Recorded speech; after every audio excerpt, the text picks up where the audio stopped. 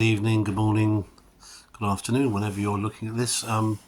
This is letters written by my late Father Jimmy Hodge, who was a journalist in the Kent area of the UK, Medway in particular, and decided to write an open letter each day of the year in 1999 to mark the start of the millennium at the end of the year. We are now on, guess what, March the 16th.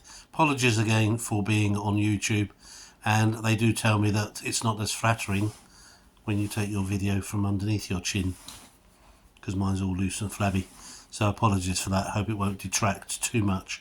Today, 16th, Dad said it was sometimes it's a good idea to keep your mouth shut, and it's a shame that someone called David Pullin of Lower Hayford near Bistet in Oxfordshire didn't follow the maxim.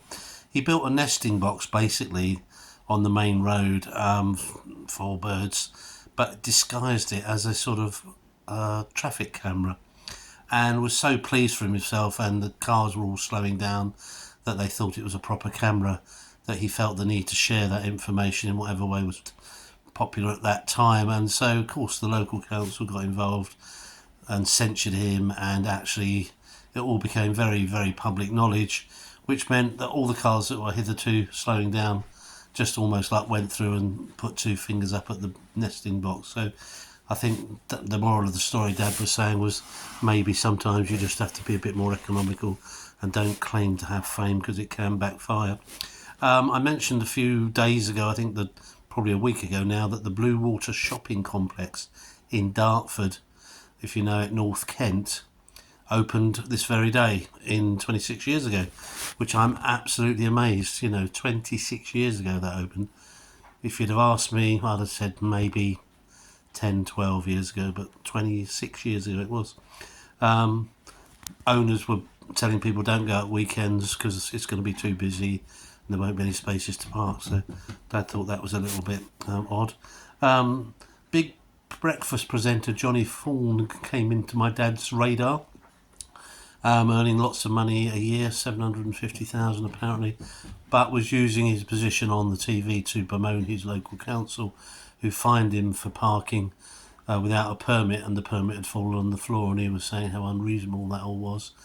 And then Dad cited his own problem when my mum, who was disabled, they were red, I think they were orange badges back then. The badge had fallen on the floor. He got fined for being on double yellow lines and said, well, I just paid up. And again, Dad's moral of the story is don't use your position to try and get yourself unhooked from a fine or whatever, because it never really ends well. And earning that sort of money, you'd just be better off paying the fine and keeping quiet. So Johnny Vaughan, don't know what he's doing now. If you're around, Johnny, let us know what you're doing, and let us know if you ever did pay that fine.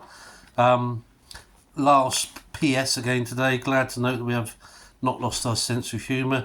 The Welsh have a sense of humour.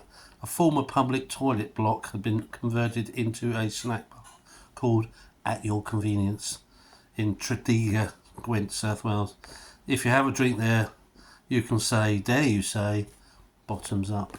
I think funny that there is if you know this part of Kent where I'm in, there's a ex-public convenience in Deal. If you ever go on the green, just as you're going into Deal from Dover, on the right there's a nice cafe there that was a former public convenience. Don't think it's called At Your Convenience though, but a good title. Anyway, that's the news on the 16th of March. Thanks for listening, thanks for watching. Do like, subscribe, comment, do whatever you like to do, and have a good day. My day you go.